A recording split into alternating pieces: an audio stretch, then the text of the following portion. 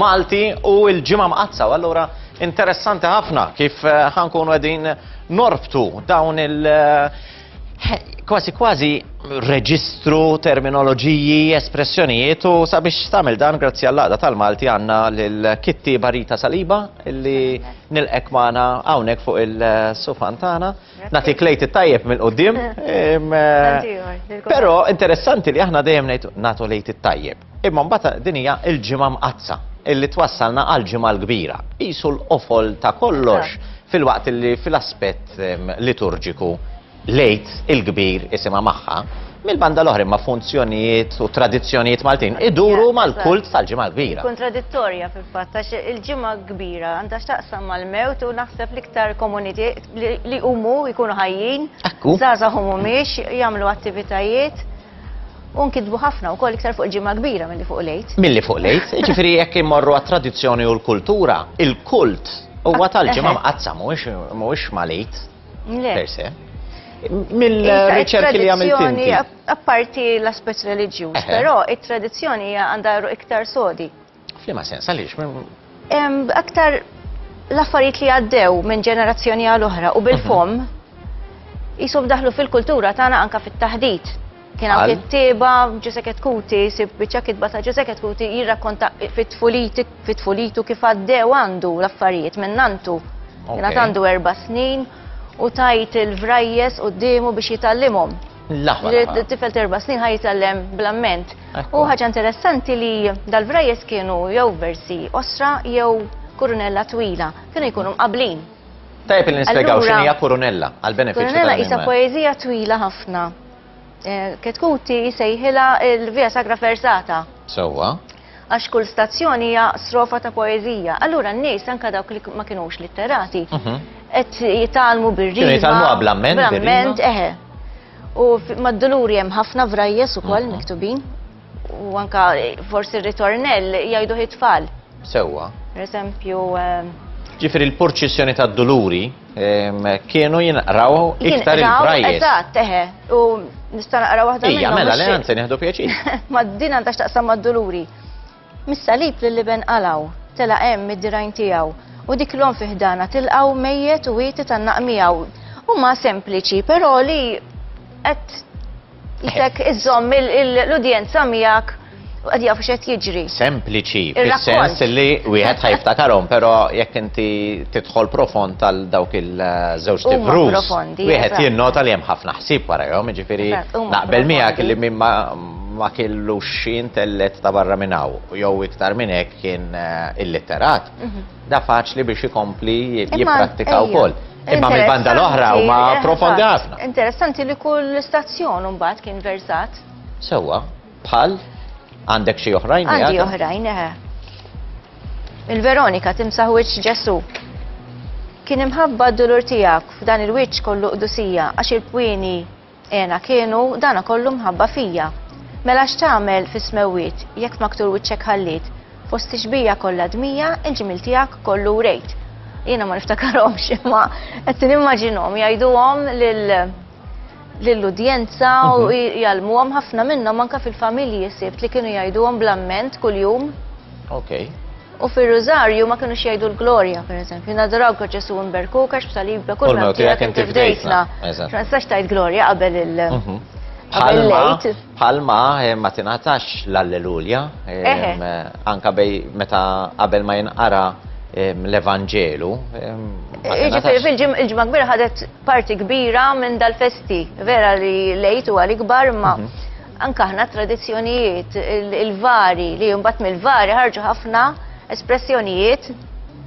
Bħal xiex, eżempju, aħna s-sabiħa, waħda minnhom. Taħdit daħlet normali, saħġa normali. Imma s-sabiħa jadi li aħna l-vari huma assoċjati ma' xi ħaġa pjuttost makabra.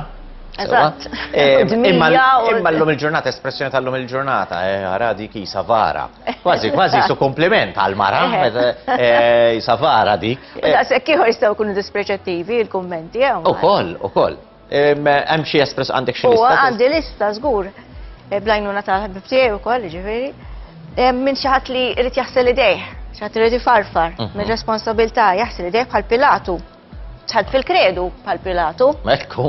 Ġiri mandu xejn x'jaqsam ma' reliġjożità. Ma nużawx però tant edha fil-kultura tagħna dik li toħroġ ħaġa naturali. Ġifri anka minn mhuwiex reliġjuż, jużaġ, iddaħħalniex fil-kredu lili. Ma ġejja propju minn hemm. Isku, tismaħħa ħafna drabi, jisek erodi. Xi ħadd superf, pereżempju. Hawnhekk ħadduru għalija xi jisek barabba tajda xi ħadd bid-daqna. Bid-daqna. Ekku. Illum issib ħafna. Illum il-ġurnata u ħafna barabbi. Illum forsi daret kompliment, għanajdu għajk. Insomma, barabba dejjem kien assoċjat. Għax jisu żminijiet jinbidlu. Ma nigoldu, ġifiri ma tantx. Xaħat li ħalli d-daqna. Iċċirinew, xaħat li fasal bħattijħor, ġi iċċirinew. Naf ħafna minnhom. San Tomas, għaw ħafna minn ma jemminx, bil-forsi li t-defessu baj biex ġol perita biex jemmen. Imma u ħafna Tomasijiet, dak bħal Tomas t-perswadih. Ġuda? Ġuda, żgur. Ġifiri, kullimkien, ġifiri, fuq ix-xogħol, min jaf kemm wieħed jipprova, aħna ngħidu l-backstepping. Sabiħ nużawha bl-Ingliż l-iktar. Imma mbagħad bil-Malti l-espressjoni. Jekk tajjar xi ħadd toħroġlok. Ekku. Ġuda. Il-vara l-kbira tkun edha tal-li xaħat jaqsamlek fuq il-zebra crossing u jaddi ta' il-vara l-kbira għax tanti jibda dej bil-mod. Issa biħal jinżlu 4 għaddizin oħra. Eżatt, naħseb jizdu mal-litanija. Mal-litanija. Wiċ id-duluri xaħat imdejja. Imdejja, ekku. Jew xaħġa tad-duluri, xaħġa tal-ġen, xaħġa kbira. Għax dik is-sabiħa. Kontradizzjoni għaw kol. Kontradizzjoni. Ġifiri aħna meta ngħidu wiċċ id-duluri xi ħadd li dejjem imdejja, disprat u tara. Imma mbagħad meta ngħidu jien naf tintuża li ħafna il-kilna ikla tad-duluri, pereżempju. Mill-banda l-oħra. Ma tajta Ġesu Kristu. Eżatt, l-espressjoni hija kontradittorja. Aħna jisna kollox indawru għall-kumdità tagħna mbagħad. Li ovvjament jintilef. Li ħaġa sabiħa fil-lingwa.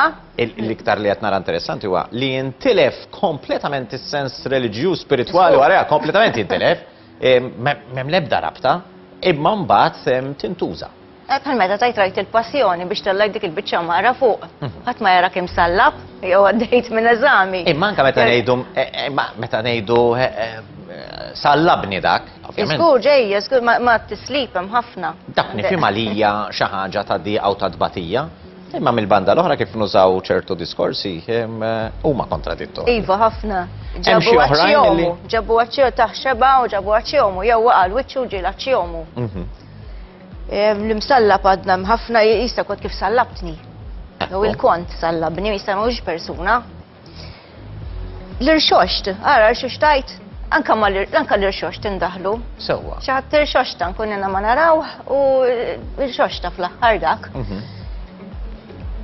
Figolla tal-lejt, għedin noqorbu daqxie ma dan xaħat li ma jrid jagħmel xejn.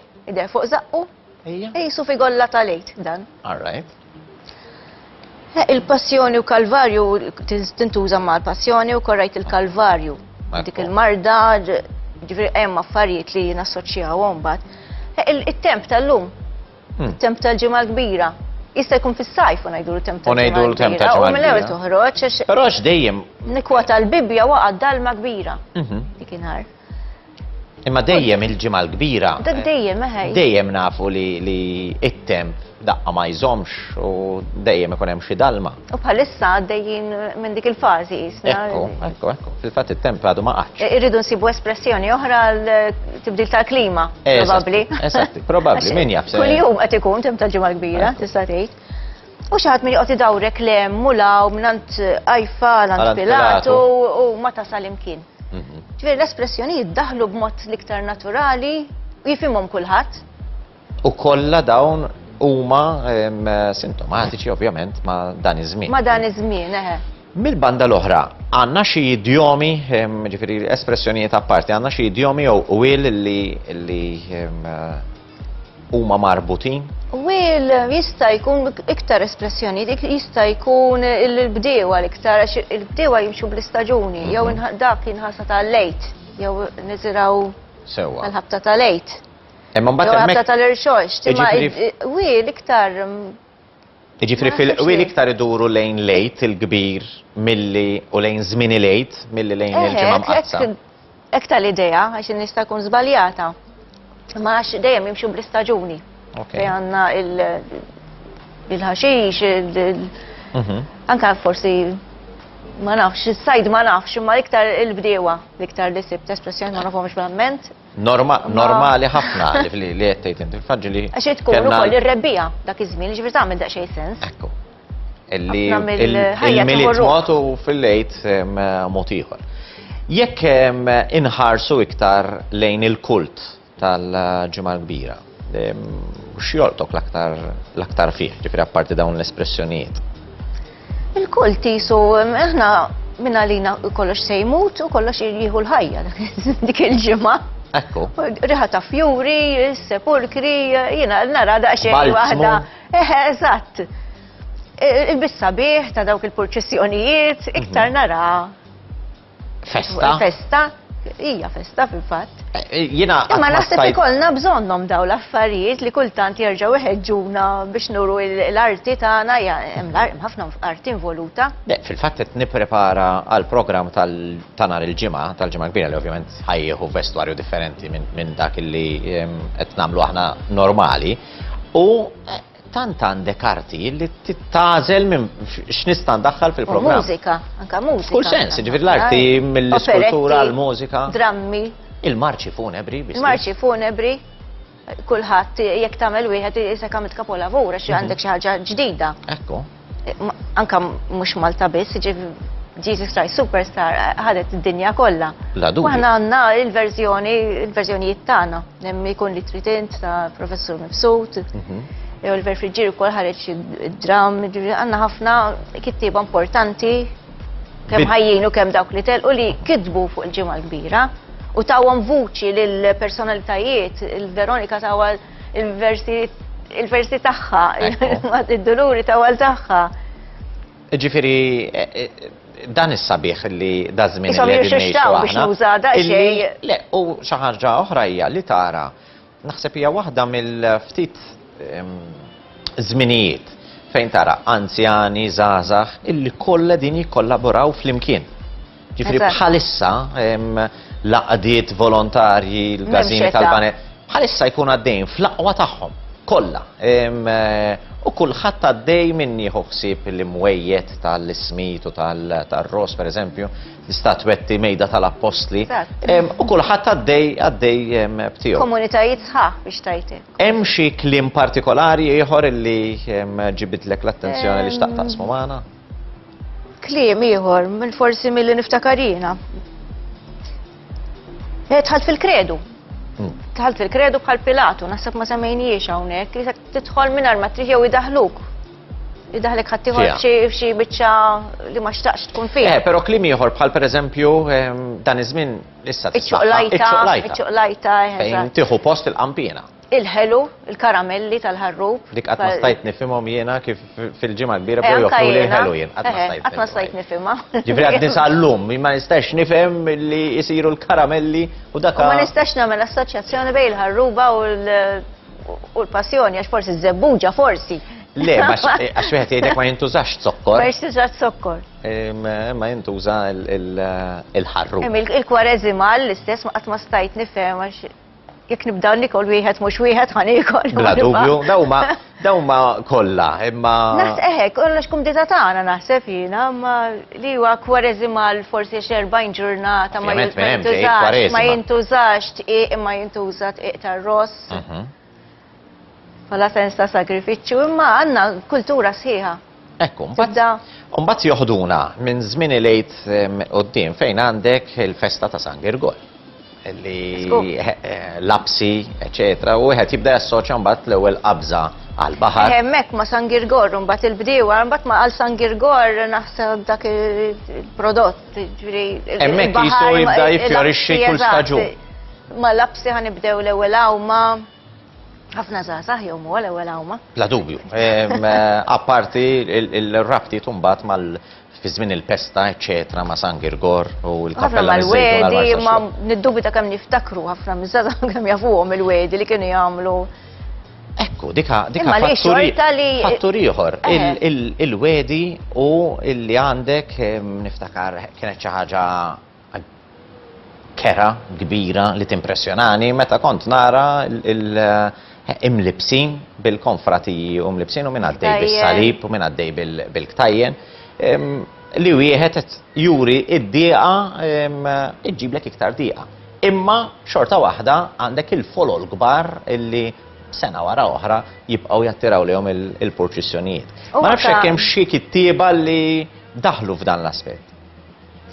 Trevor Zara bla dubju għandu kitbiet fuq forsi jirrakkonta minn tfulitu, Charles Asa wkoll għandu biċċiet minn jirrakkonta l-biżat li kien ikollu, aħna kollha kważi konna nibżaw minn dar Redentur, jiena kon nibża ħafna kienu jsemmuli l-pjaga moħbija.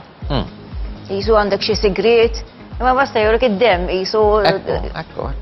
Jew nkella anka ċertu espressjonijiet jekk taddim il-eżam qudiem ir-Redentur immur affarijiet hekk. Tibqa' jisa s-sena kollha di mbagħad, mhux fil-ġimgħa l-kbira. Ma taqgħux tal-ġimgħa l-kbira biss. Apparti li qed insemmu ir-Redentur żgur li r-Redentur tal-Isla huwa fost l-iktar wieħed li jiġbed devozzjoni liha. Rita, jiena nirringrazzjak tal-li għanqaltinna ftit dawn l-idejat, l-espressjonijiet u anka xi ħsibijiet li wieħed għandu jiddiskutihom ukoll għaliex fl-drabi ngħiduhom aħna, imma laqqas biss naħsbu. Minn fejn ġejja, u allura dak lan grazzi wkoll għall-laqda tal-Malti li ta' kull nhar ta' tnejn u waslunna dan it-tarif. Grazzi lilek Rita, nawguralek lejt it-tajjeb mill-ġdid. Ħafna figolli wara żimal u dak kollu li jogħġbok u ħammorru għal Telebeħ.